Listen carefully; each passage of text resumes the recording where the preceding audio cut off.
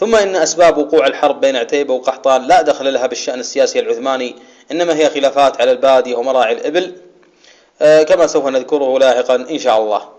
فالحاصل أن مجموعة من مشايخ قبيلة عتيبة، وهم الشيخ تركي بن حميد شيخ المقطة، والشيخ عمر برقبة شيخ ذوي زياد بن نفعة، والشيخ زريب بن زريبة شيخ الجدعان، أرادوا المرباع في ديار قحطان، إذ كانت ديار قحطان في ذلك الوقت ربيع وخير. فتوجه المشايخ الثلاثة بأهلهم وحلالهم حتى نزلوا على سجا، واتفقوا على أن يبعثوا الشيخ تركي بن حميد ليأخذ لهم الأمان من ابن هادي. وكان ابن هادي على قد ما يحلون الرواه يعني يم النير من توالي عفيف، يعني جهة الجمانية وما حولها. فلما وفد الشيخ تركي على ابن هادي وطلب منه الأمان، قال له: وين عربكم؟ قال: على سجا. فقال ابن هادي: تدخلون ديرة قحطان من دون أمان، ارجعوا لدياركم اللي جيتوا منها ثم أسلوا تطلبون الأمان.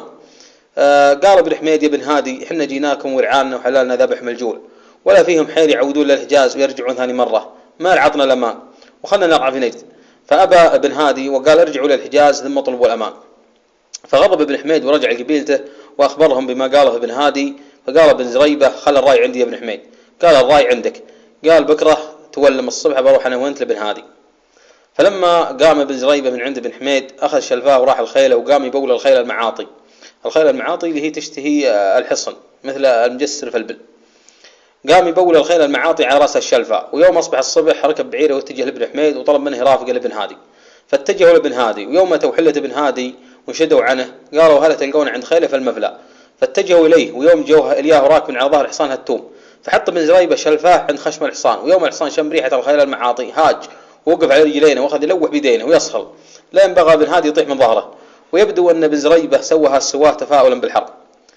فقال ابن زريبة لابن هادي: يا ابن هادي، ترى النقى مردود عليك، واتل مال ابن حميد عندك من العاني تراها اليوم، وترى الله عطاك 3 أيام، أما تخلي الجو لنا نرعاه ولا الوعد يوم الخميسية. طبعا الخميسية ضلع يقع تقريبا شمال شرق عفيف. فقال ابن هادي: كفو يا ولدي، ما يرد النقى الا نقي. فرجع ابن حميد وابن زريبة واخبروا برقبة بالحاصل، تجهزوا للحرب وتواجهوا هم قحطان عند الخميسية. ونصر الله عتيبة علىهم وجلاهم عن سجا وعفيف لان عدهم النيل، وصار النيل حائل بين عتيبة وقحطان.